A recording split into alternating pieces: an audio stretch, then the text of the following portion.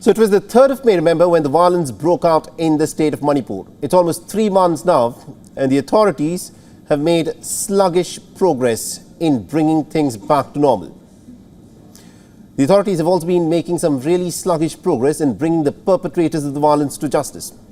Now, to make things worse, the Parliament has been trying to discuss the issue of Manipur. We say trying because both houses have so far failed to hold a single discussion for the 4th straight day.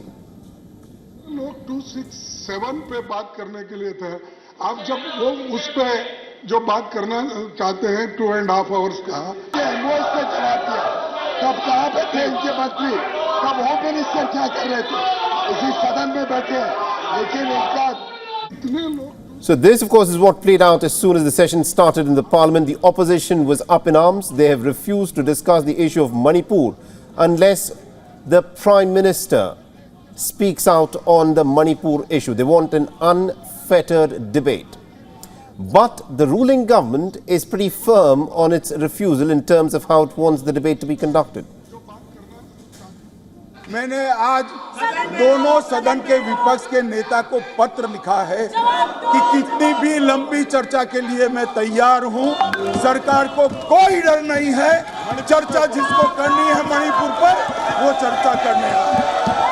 और मणिपुर जैसे संवेदनशील issue पर चर्चा के लिए उचित माहौल सदन में बनाइए, ऐसी मेरी विनती है.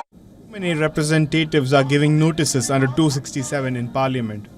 We are talking about Manipur, but the Prime Minister is talking about the East India Company. All right, so that, of course, is what played out in the Parliament. While the members of Parliament returned home without any consensus, the situation in Manipur has taken another turn. Now, illegal immigration is a long-standing issue in Manipur. Remember, the state sits east of Bangladesh and also borders Myanmar. Even when the tensions are so high, there are reports now that state that about 718 Myanmar nationals, which includes about 300 children, have managed to now enter into India.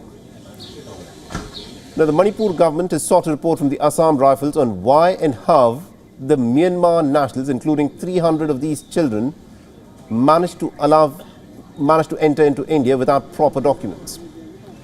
There's also been a development in the 4th of May incident of the 2 Kuki women who were forced to parade naked. A 7th individual has now been arrested. The incident, remember, of course, came to light more than 2 months after that horrific, bone-chilling incident took place. Now, even Meitei women have come out in solidarity with the 2 Kuki women who were subjected to that sexual violence. Now, to give us more perspective in terms of what, of course, is happening in the state and how the government will need to proceed from here, we're being joined by Mr. B.L. Vora, who's a former DGP of Manipur and Tripura. Sir, thank you very much indeed for joining us here on WION. Now, for almost about 3 months, the situation in Manipur has been allowed to fester. Things are slowly limping back to normalcy, but a lot of people are saying that what the administration has now done is too little, too late. What is your assessment of the situation in Manipur? I agree with you that what has been done so far is too little, too late. In fact, right from the beginning, the situation should not have been allowed to go out of hand. See, surely there are intelligence reports always when things are brewing up, and the political class, the bureaucratic class, and the police there, though I've headed that police first, I think they all knew what was happening, and yet no action was taken. No anticipation, no imagination. And also when it flared up, I think they did not take any action. They were perhaps overwhelmed, totally taken by surprise. Another problem is, see, that at the bureaucratic and police levels, there's division right across, right in the middle between these setups. Because the Meitei officers are supporting the Meitei communities, not everyone, but yes, some of them, and same with Kukis.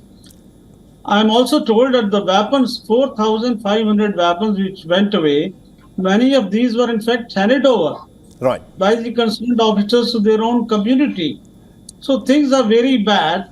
So this is the question that I wanted to ask you as you've headed the state as the former DGP. You know, 4,000 firearms. being lost by the police. Now, some in fact say that these were deliberately in fact handed over by the police to the people who are perpetrating the violence on the streets. How can this even happen, sir?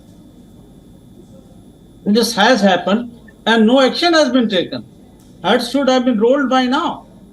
The point is, even now, I think the administration and the police there should be overhauled, and some hard political decisions are needed on the top. Ultimately, see, the buck stops at the politics in a democracy. Now here, outsider neutral officers should be sent there to man important positions, and insiders, those who are messed up, they should be suspended or sent out of the state, or at least they should be removed from the scene. Like they had removed the DGP. I think for him the reason was because he was a cookie. In a way, it's good to have somebody, from a neutral community. Right. So I think you're asking what steps need to be taken. Stop violence, get weapons, and I think give justice to the people. Let the thousands of cases have been registered. 5,000 FIRs have been registered. Police is overwhelmed. Let CBI take over the cases. Are a court-monitored probe. Then fast investigation, fast-track courts, all this should be done. Police and bureaucracy should be overhauled totally. Right. And there should be a reconciliation commission, a committee. Now, there is a peace committee which has not worked so far because of maybe some reasons, because political representatives are there. Manipur has very eminent people. The eminent sports person, about Mary Kam and all. Absolutely. There are doctors, academicians.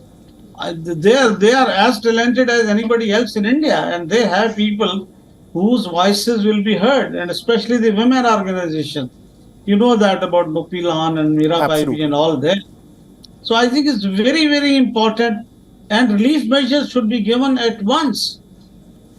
Confidence building measures are needed. Border again must be taken care of. Right. Whole issue came up because these illegal migration took place from there. They're ethnically close to cookies. They gave them shelters, so made villages for them, and poppy cultivation also started in a big way. The government destroyed poppy cultivation, identified the illegal immigrants, and that is why cookie community was unhappy. Right. So they took it on. The Mathi and Mathi community also forcefully retaliated in a very bad way, very brutal way. Mr. Vora, this is where I want to ask you this question. There's been reports that are now being said that nearly about 700 Myanmar nationals have now made their way into Manipur, and they're now demanding answers as to how this was even allowed, that they were allowed to just cross over the border. And the reports say that about of the 700, more than 300 are actually young children. What should the government be doing here, sir, to reassure the people in Manipur that all of these issues will in fact be taken care of? I will explain. There is 1,700 roughly kilometers border of India with Myanmar, spreads across 4 states, starting with Arunachal.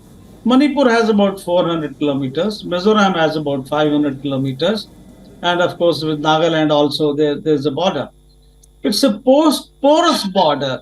Assam Rifles is thin on ground, and this has been happening for decades there.